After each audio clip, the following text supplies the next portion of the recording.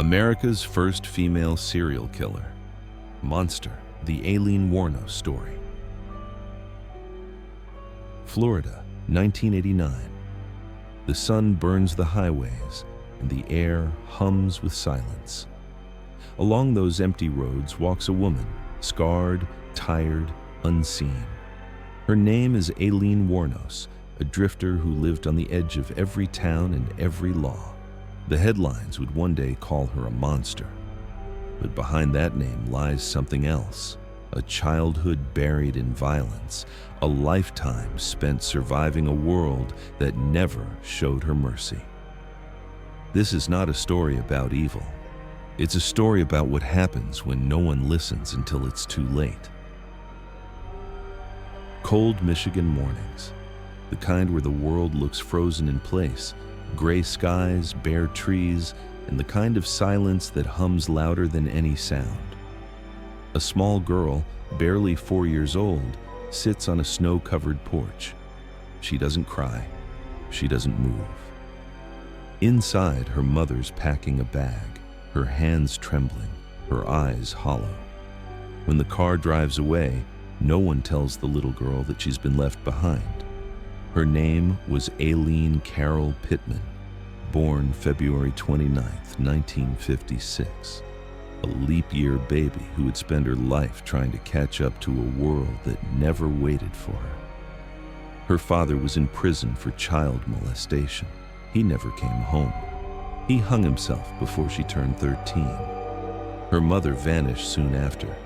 Aileen and her brother Keith were taken in by their grandparents, a cold house ruled by a man whose anger filled every room.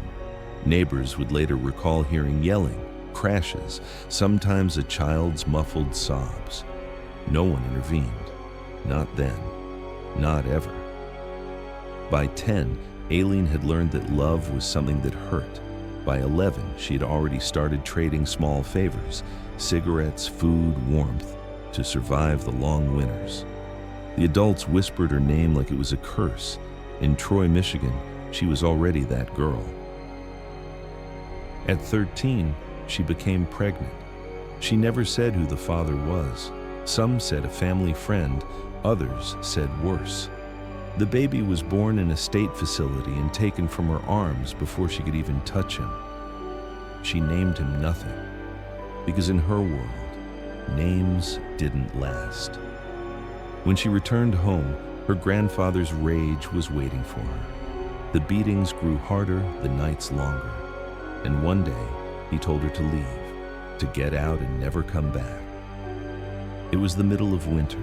Aileen had no coat, no money, and nowhere to go. So she went into the woods, built fires from old magazines, slept in a hollowed tree trunk. The stars became her ceiling, the snow her blanket. Sometimes she'd whisper into the dark, "If nobody's gonna love me, maybe the road will." She began hitchhiking between small towns, Pontiac, Ann Arbor, Detroit, collecting miles like scars, sleeping under bridges, eating from dumpsters, stealing to stay alive. She was a ghost long before she ever took a life. In the years that followed, the pattern never changed. Drifting, drinking, fighting, arrested for disorderly conduct, armed robbery, auto theft, every mugshot the same, tired eyes, bruised cheekbones, defiance beneath exhaustion. And yet, somewhere in that chaos there was a heartbeat, a will to live that refused to die. "I ain't evil," she once told a police officer, "just tired. Real tired." But the world doesn't forgive girls like Aileen Wuornos. It looks away while they're broken, and only turns back when they finally break someone else. So she kept walking. From Michigan's icy roads to Florida's blazing highways, from silence to noise, from innocence to infamy. No one knew it yet, but somewhere along that endless road, the little girl who once whispered to the darkness was about to become the woman the world would call a monster. Florida, 1986. The air smelled like gasoline and rain. Palm trees bent in the wind along cracked highways, and the neon signs of roadside bars flickered like dying stars. By now, Aileen Wuornos had been drifting for more than a decade. Michigan was a frozen memory.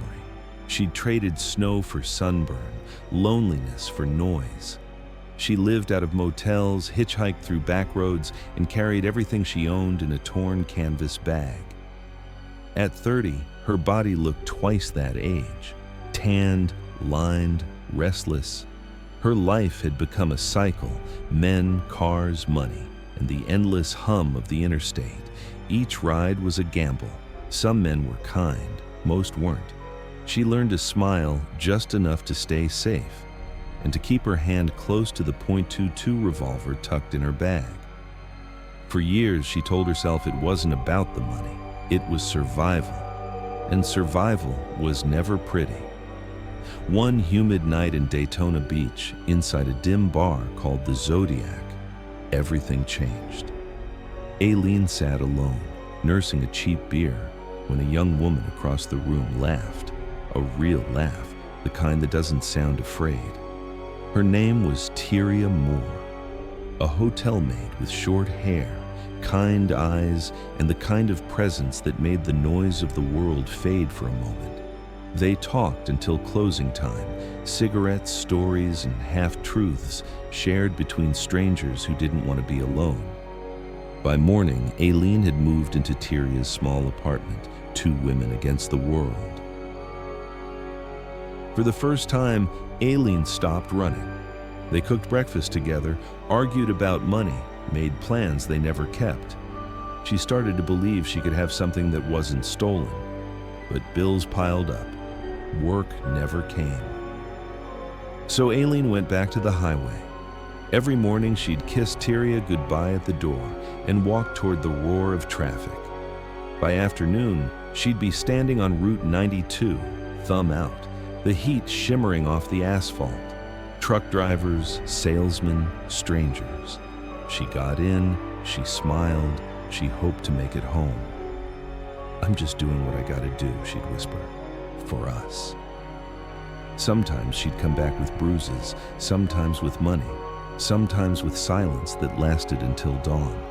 Tyria didn't ask questions. Maybe she didn't want to know.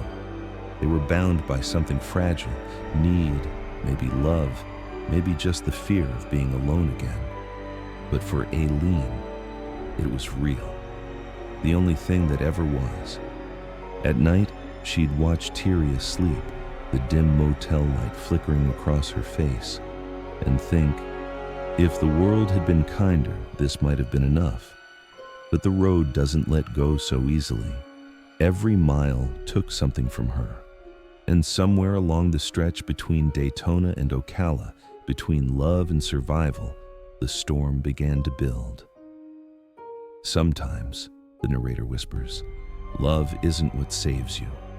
It's what you'll kill to keep the headlights blur." Rain hits the windshield, and the next time Aileen takes a ride from a stranger, the silence inside her finally breaks. December 1989.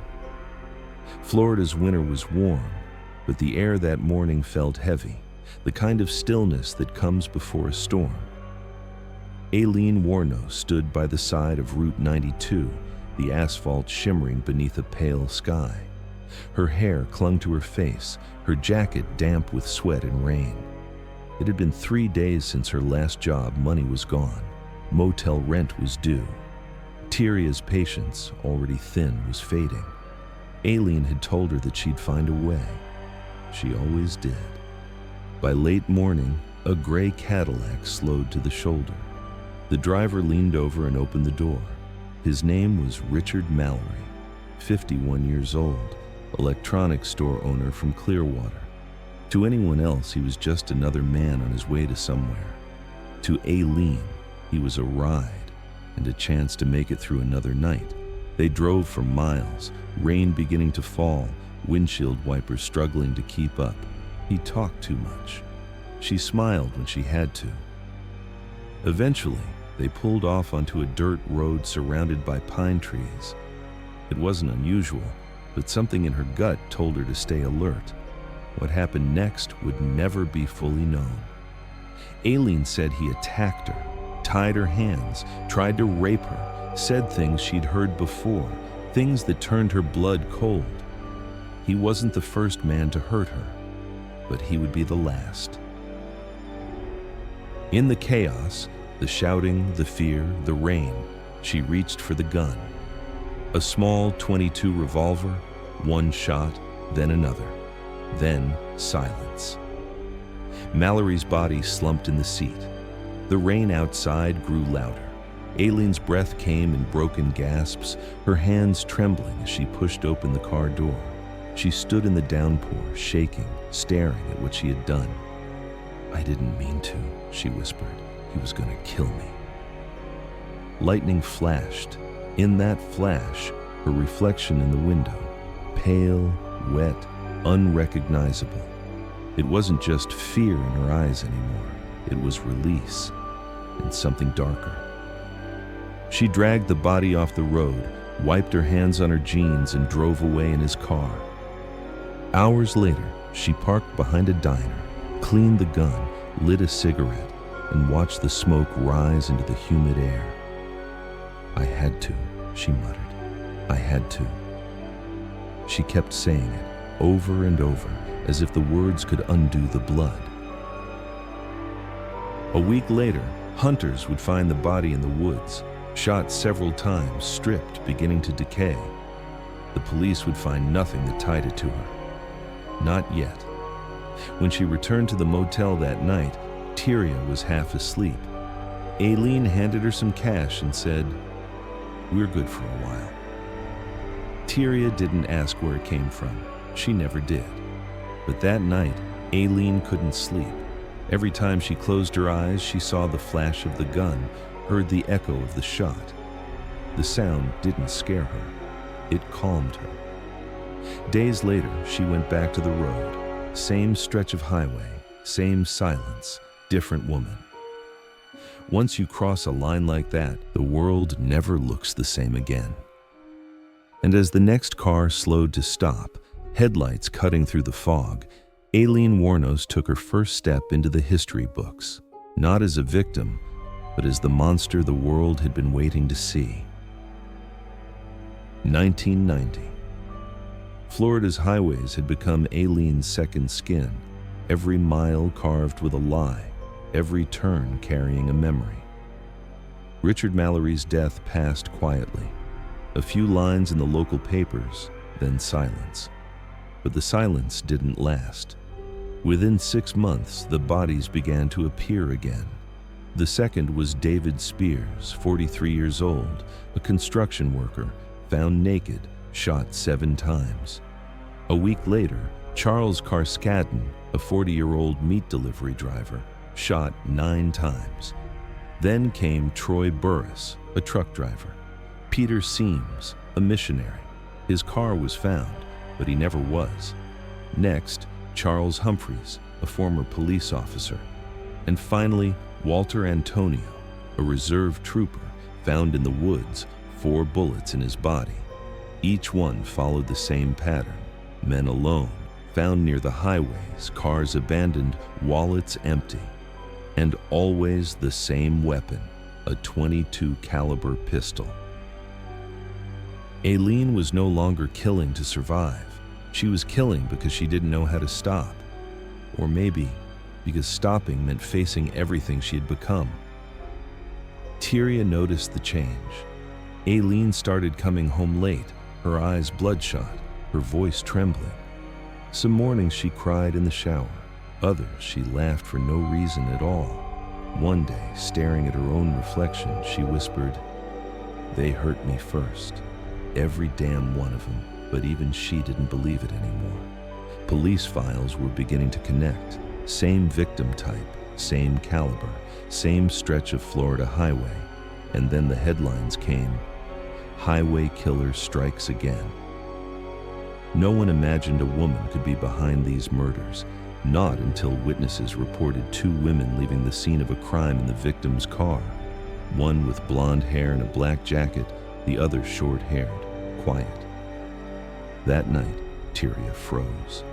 The news was showing Aileen's sketch. Aileen looked at the screen and smirked. "Looks like me, don't it?" The game was almost over. Paranoia grew. Every car light, every sound outside, she thought someone was following her. She barely slept, chain smoking through the nights, wandering out in the rain, her hair plastered to her face, talking to herself. "They made me this way. They made me." Once, she had killed to survive. Now she couldn't survive without killing, and the media had already baptized her.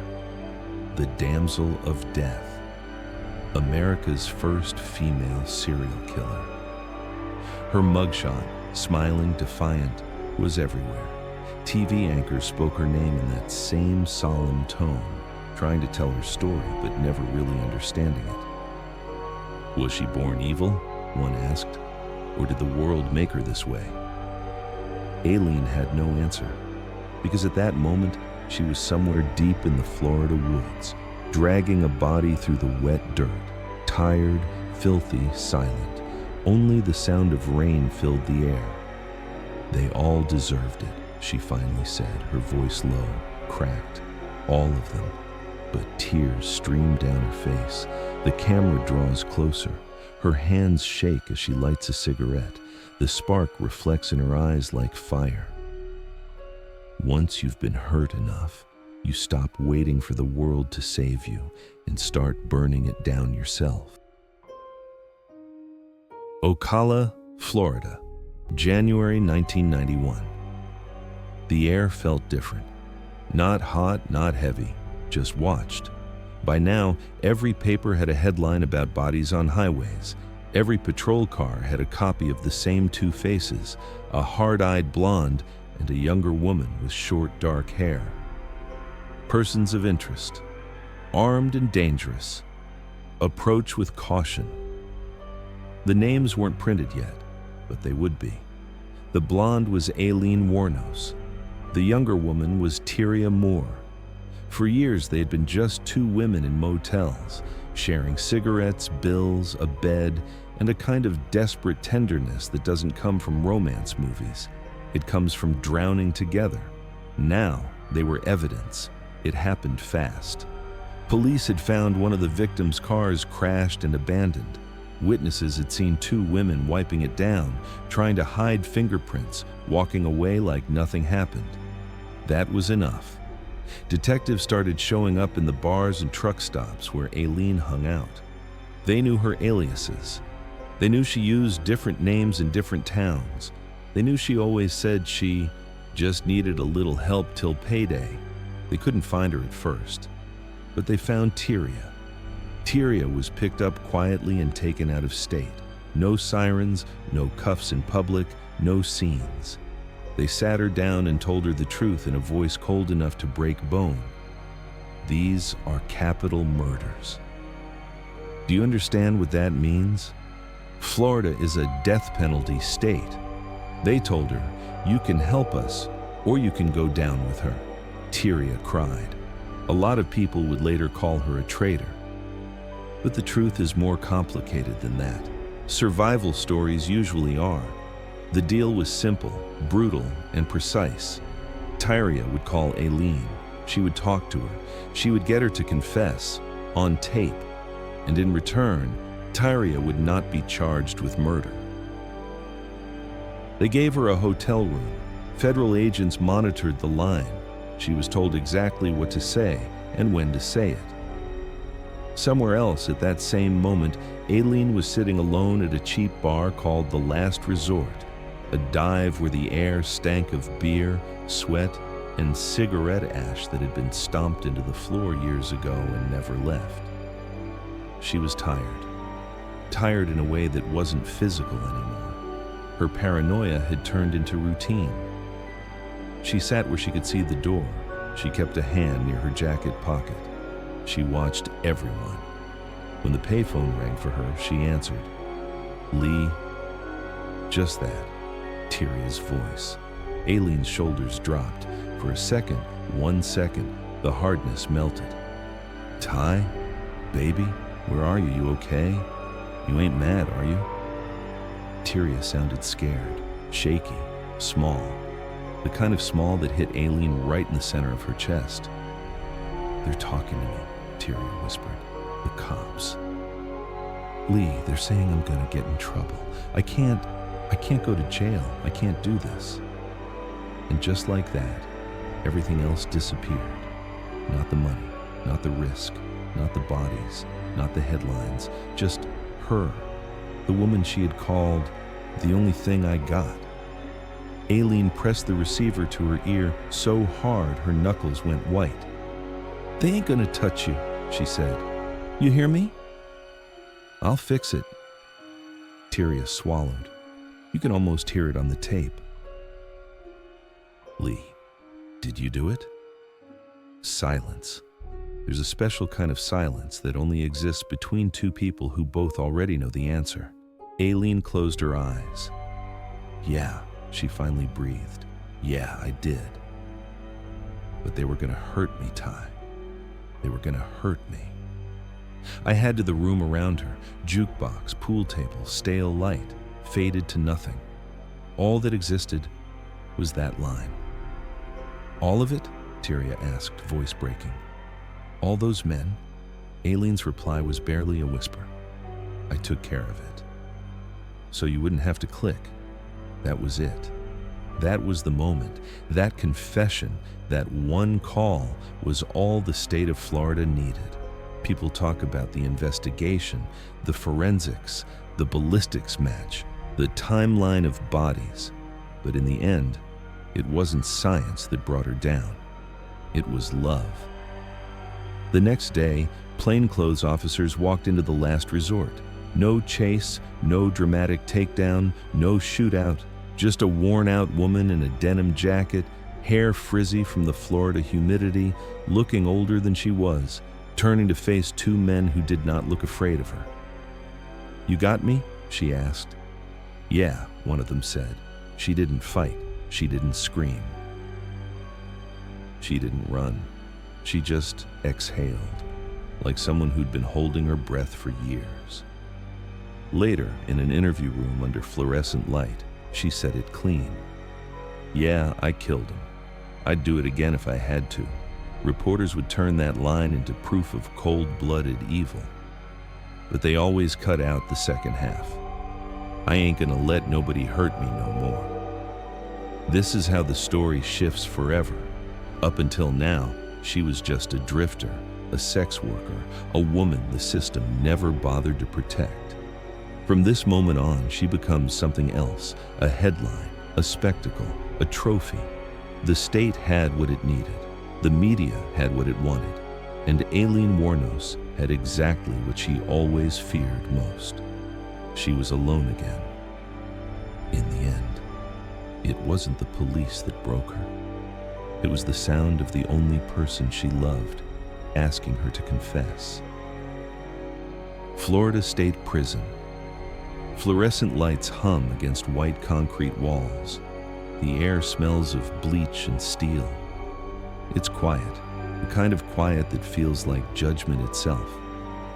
When Aileen Wuornos was arrested in January 1991, the world didn't know her name yet. To the police, she was just a suspect, the highway killer.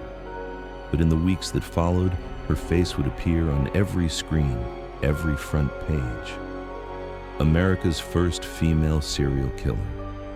Death on the Florida freeway. The headlines didn't tell her story. They built a myth. And in a way, it began where it ended, at a bar called The Last Resort. That's where they found her.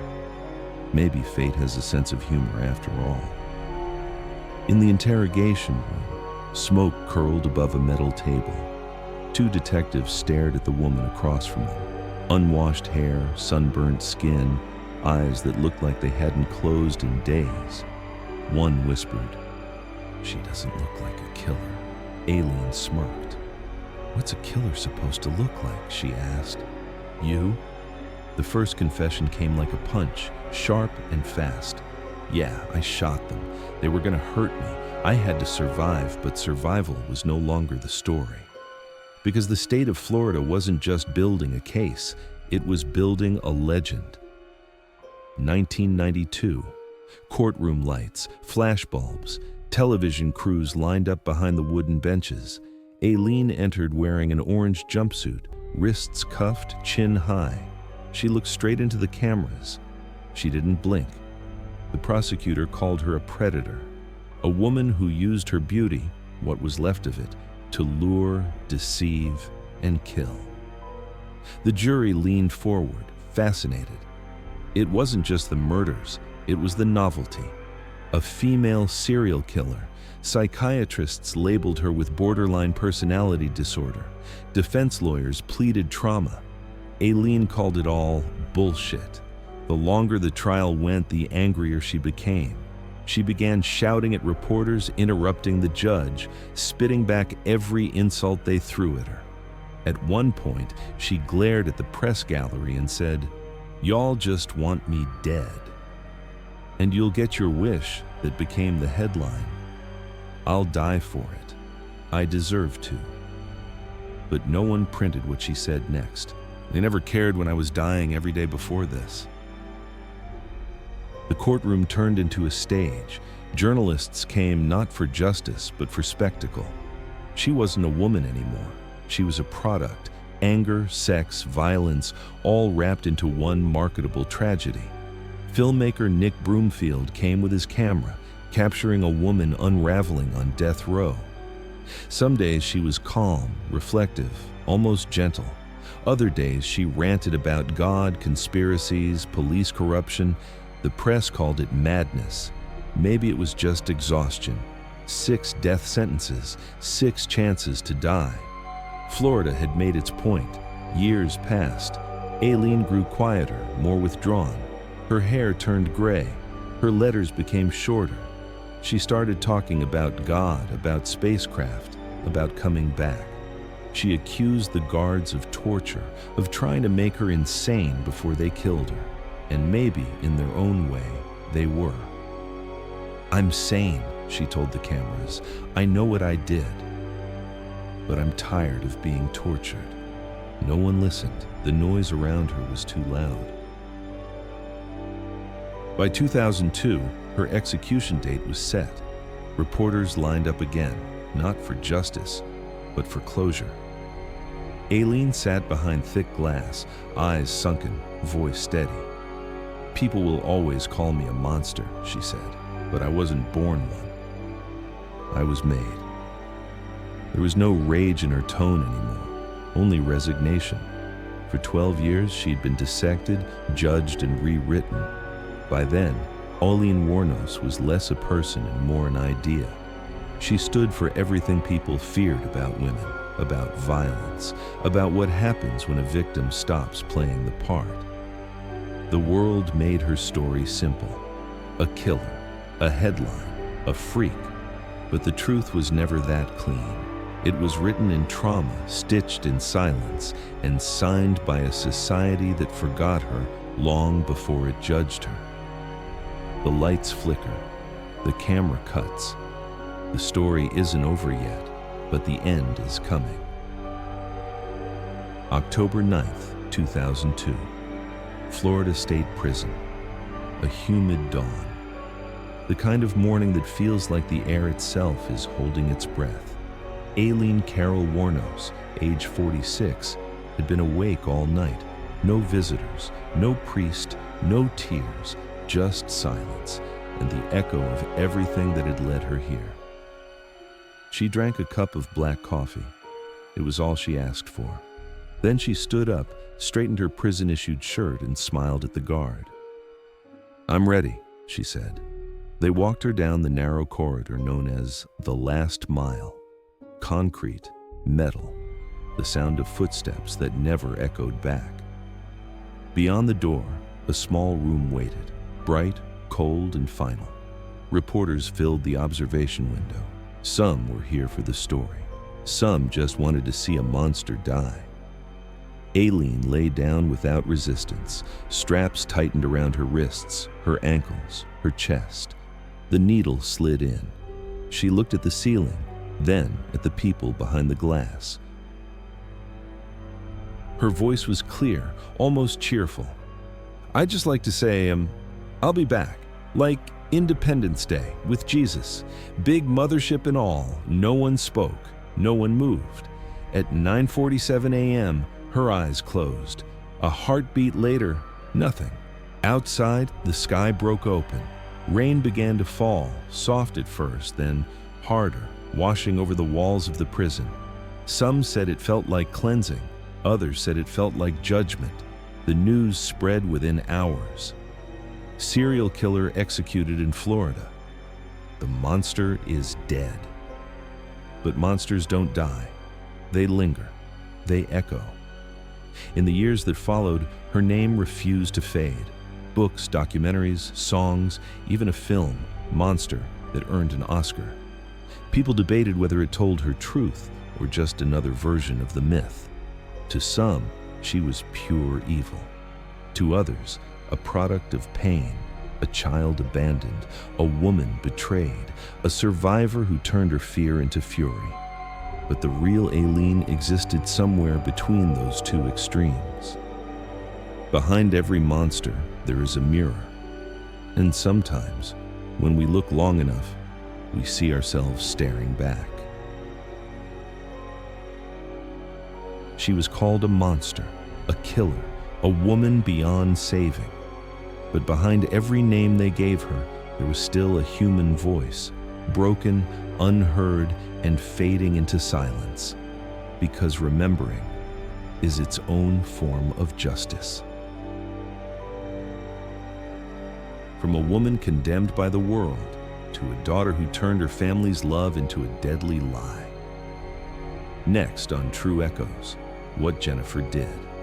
A story of deception, control, and the shocking crime that left a nation asking, how far would you go to keep a secret?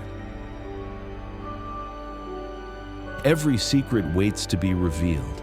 Every silence that carries an echo, every story is waiting to be told. This was her secret. What about yours? What do you think about this case? Share your thoughts in the comments. Every voice matters. Subscribe and step into the echoes of truth.